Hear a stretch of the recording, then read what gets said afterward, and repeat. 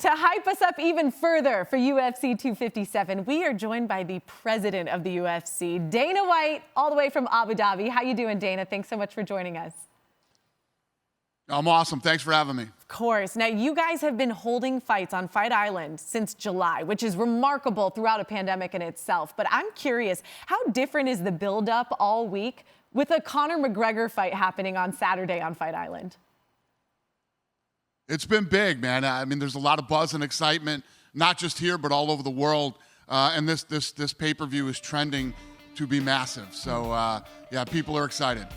Now, Conor's preparation for this fight, he certainly made it no secret. Matter of fact, he gave a quote to ESPN saying it has been the greatest camp, the greatest weight transition that he's ever endured. So, understanding that, how does that play out in the octagon for him? Yeah, it's crazy. He's in such a good place right now, mentally, physically, and emotionally. And, you know, he's predicting things. He's predicting to finish Dustin Poirier in 60 seconds. He's saying he's going to put on a masterpiece like nothing we've ever seen before. And remember, he's saying this, he beat Dustin Poirier years ago, but Dustin Poirier is the #2 ranked guy in the world. He's beat everybody. He's ranked #2. Conor's ranked #4. So for Conor to have this kind of confidence and be saying the things he's saying, it's like the old Conor McGregor, so it's exciting. Dana, when you look at what Conor McGregor's trying to do Saturday night, assuming he wins, I know you're someone that looks into the crystal ball a little bit. What comes next if he wins Saturday night?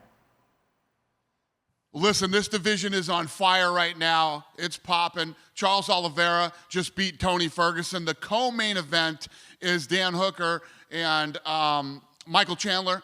And there are a lot of possibilities in this division. Obviously, I have been trying to talk Khabib Nurmagomedov into one more. So we'll see how Conor or Poirier looks on Saturday, and we'll go from there. Dana, we've talked so often on the show about athletes that transcend sports. Very few do. One of those is in your arena, Conor McGregor. When you look to the future, and I know he's retired and unretired a few times, but that end is almost here. Who's the next Conor McGregor then?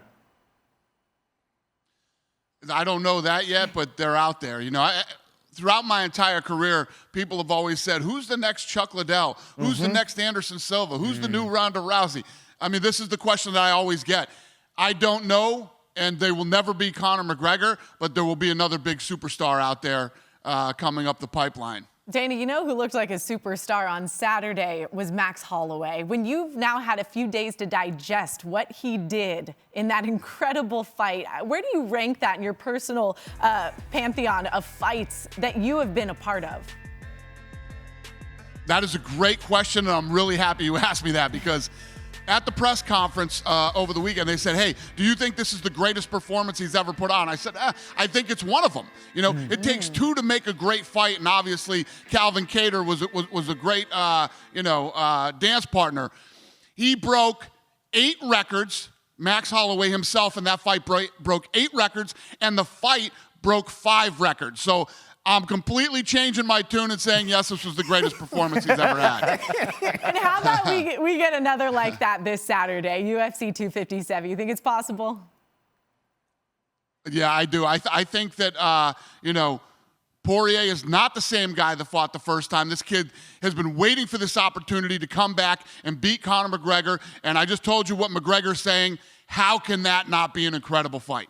Dana, I wish I could just go to sleep and it be Saturday tomorrow, but we appreciate it. Enjoy Fight Island. We will be watching. Thank you so much for your time. Thanks for having me.